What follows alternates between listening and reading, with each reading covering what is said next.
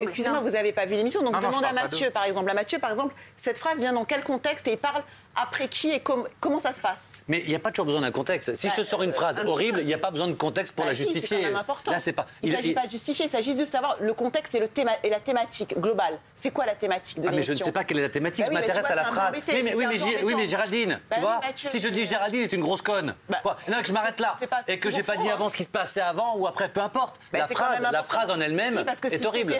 Dis ça plutôt de moi.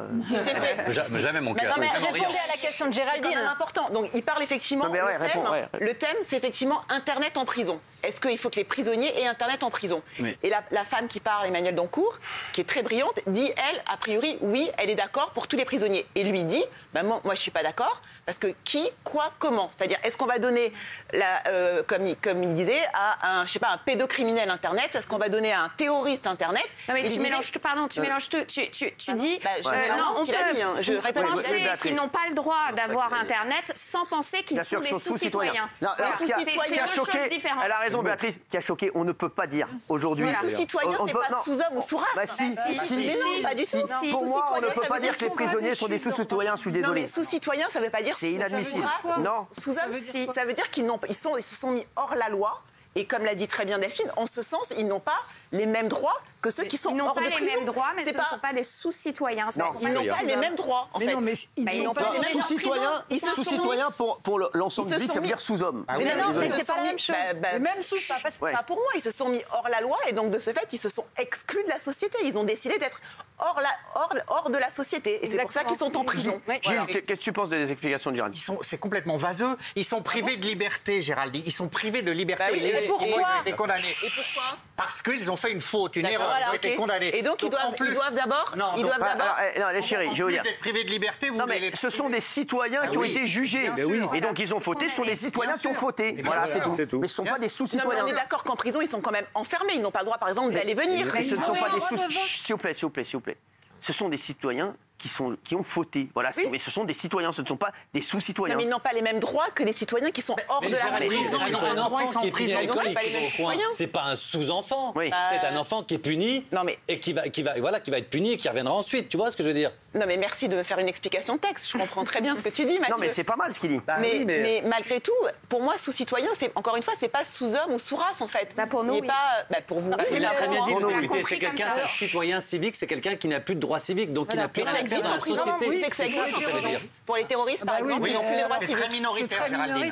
Tu considères les terroristes comme des sous-citoyens, Gilles Verdez? Mais c'est très minoritaire. Non, c'est pas ma question. Je ne demande pas si c'est minoritaire ou majoritaire. Je te demande si tu considères les terroristes comme des sous-citoyens. Non, sous-citoyens, c'est pas un terme. Moi, par exemple, je considère les terroristes comme des sous-citoyens. Je suis d'accord, Géraldine. Gilles Verdez, non. Donc, excusez-moi, je considère les terroristes comme des sous-citoyens. Ils sont privés de leurs droits civiques. Tu as le droit de les traiter comme des citoyens. Non, mais ça n'a rien à voir. Il ne parlait pas de ça. Il ne parlait pas de terroristes. Il a parlé dans ce cadre-là des terroristes. Il ne parlait pas de terroristes. Vous avez vu la séquence avant? Non, mais... Il parle des pédocriminels et des terroristes. Désolé. Non, mais il dit les prisonniers sont des sous-citoyens. Il y a plein de prisonniers qui nous regardent. Je peux vous dire, ce ne sont pas des sous-citoyens. Voilà, je suis désolé. Ce sont des citoyens qui ont fauté. Ils n'ont pas les mêmes droits que les autres. C'est que Géraldine, il ne dit pas les terroristes, les pédophiles, il dit les gens.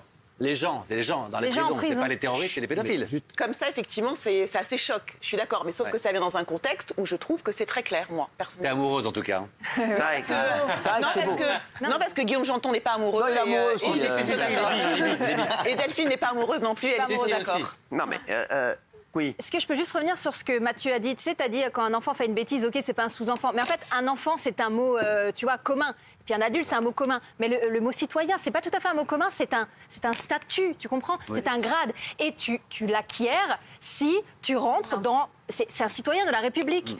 Non, comme un prisonnier. Et donc, t'es pas un électron libre. Tous les hommes naissent égaux. Non, soit t'es un électron libre, soit t'es un délinquant, soit t'es un citoyen et tu honores ton grade de citoyen de la République.